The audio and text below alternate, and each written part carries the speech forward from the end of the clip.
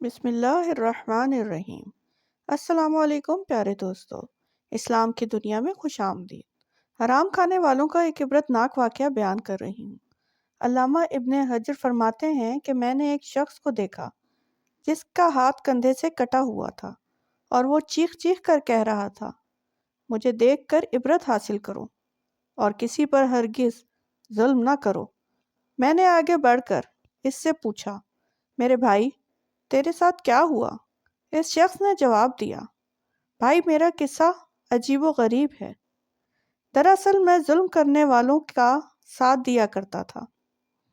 ایک دن میں نے ایک مچھیرے کو دیکھا جس نے کافی بڑی مچھلی پکڑ رکھی تھی۔ مچھلی مجھ کو پسند آئی۔ میں اس کے پاس گیا اور کہا، مجھے یہ مچھلی دے دو۔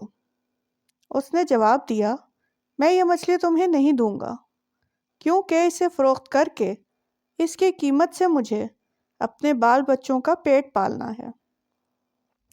میں نے اسے مارا پیٹا اور اس سے زبردستی مچھلی چھین لی اور اپنی راہ لی۔ جس وقت میں مچھلی کو اٹھائے جا رہا تھا، اچانک مچھلی نے میرے انگوٹھے پر زور سے کاٹ لیا۔ میں مچھلی لے کر گھر آیا اور اسے ایک طرف رکھ دیا۔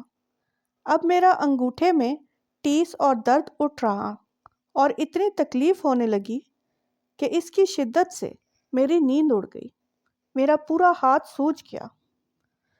جب صبح ہوئی تو میں نے طبیب کے پاس آیا اور اس سے درد کی شکایت کی۔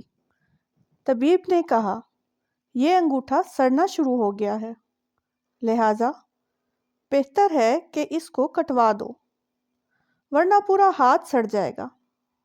میں نے انگوٹھا کٹوا دیا، لیکن اس کے بعد ہاتھ سڑنا شروع ہوا اور درد کی شدت سے میں سخت بے چین ہو گیا اور سو نہ سکا۔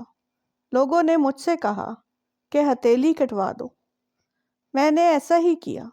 اب درد بڑھ کر کونی تک پہنچ گیا۔ میرا چین اور نیند سب اڑ گئی اور میں درد کی شدت سے رونے اور فریاد کرنے لگا۔ ایک شخص نے مشورہ دیا کہ کونی سے ہاتھ الگ کر دو۔ میں نے ایسا ہی کیا، لیکن اب درد مونڈے تک پہنچ گیا اور سرہانڈا وہاں تک پہنچ گئی اور سڑن وہاں تک پہنچ گئی۔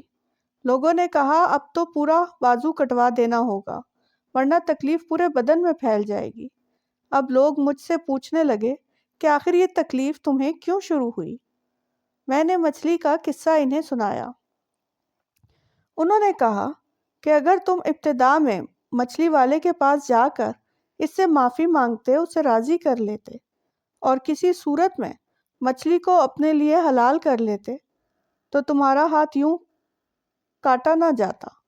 اس لیے ابھی جاؤ اور اس کو ڈھونڈ کر اس سے معافی مانگو، ورنہ تکلیف پورے بدن میں پھیل جائے گی۔ میں اٹھا اور مچھلی والے کو پورے شہر میں ڈھونڈنے لگا۔ آخر ایک جگہ اس کو پا لیا۔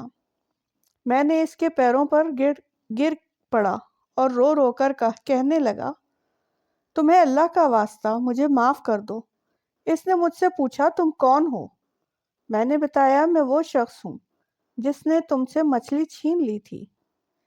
پھر میں نے اس سے اپنی کہانی بیان کی اور اسے اپنا ہاتھ دکھایا۔ وہ دیکھ کر رو پڑا اور کہا، میرے بھائی میں نے اس مچھلی کو تمہارے لیے حلال کیا کیونکہ تمہارا حشر میں نے دیکھ لیا۔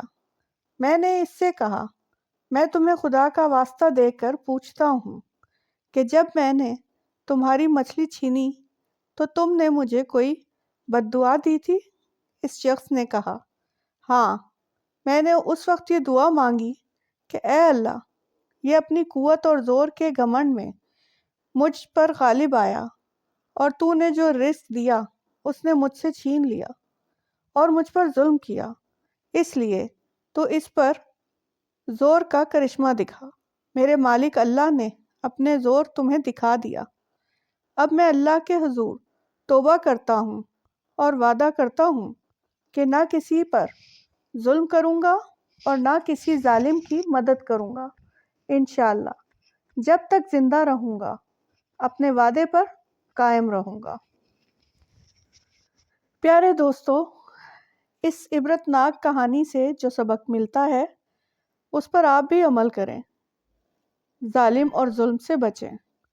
اسلامی واقعات اور معلومات کے لیے چینل اسلام کی دنیا کو سبسکرائب کریں، ویڈیو کو لائک اور شیئر کریں، کمنٹ میں اپنی قیمتی رائے سے آگاہ